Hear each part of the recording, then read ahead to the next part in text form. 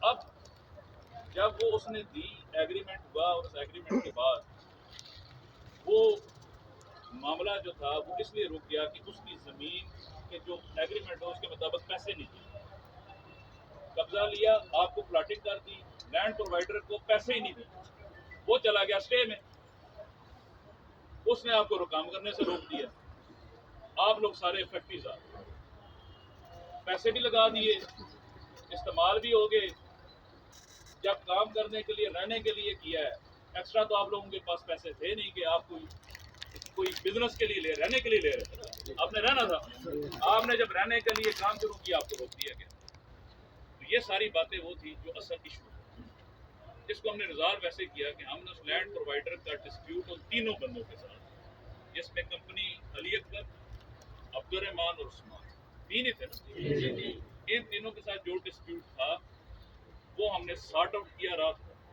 کسی غیر ضروری بندے کو انٹر نہیں ہونے دیا, کسی غیر ضروری کو جو کام خراب کرے یا اپنے مفادات کی جانب. ان ڈسپیوٹ کو ختم کرنے کے بعد ہم ایک نقطے پہ پہنچے کہ اتنا ڈسپیوٹ ہے اور اتنی لینڈ ابھی مزید چاہیے جو کہ وہ دے سکتا اور یہ لے سکتا.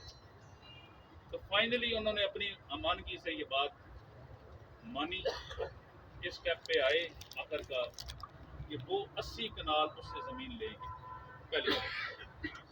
دوسری بات یہ ہے کہ جو اس کے واجبات ہیں, جو کہ 70% بندوں کا کیس ہے کہ جی ہمیں کام نہیں کرنے دیا جائے گا, اور یہ مین مسئلہ تھا, اس کو ریزالو کرنے کے لیے ہم نے ان کی اتنی پراپرٹی, یہ کوئی غریب تو تھے نہیں کہ یہ ہمیں کہتے ہیں جی ہم سال دیں گے, ہم نے ان کی پراپرٹیز لے کے, دیگر پراپرٹیز لے کے, دو جو سفید پوش لوگ تھے, اچھے لوگ تھے, جن کی گارنٹی پہ ان سب کو یقین تھا, ان کی گارنٹی, اور وہ پراپرٹی ڈاکومنٹ جو کہ ان کے آپ کے واجبات سے ڈبل ہے وہ ادھر گروی رکھا.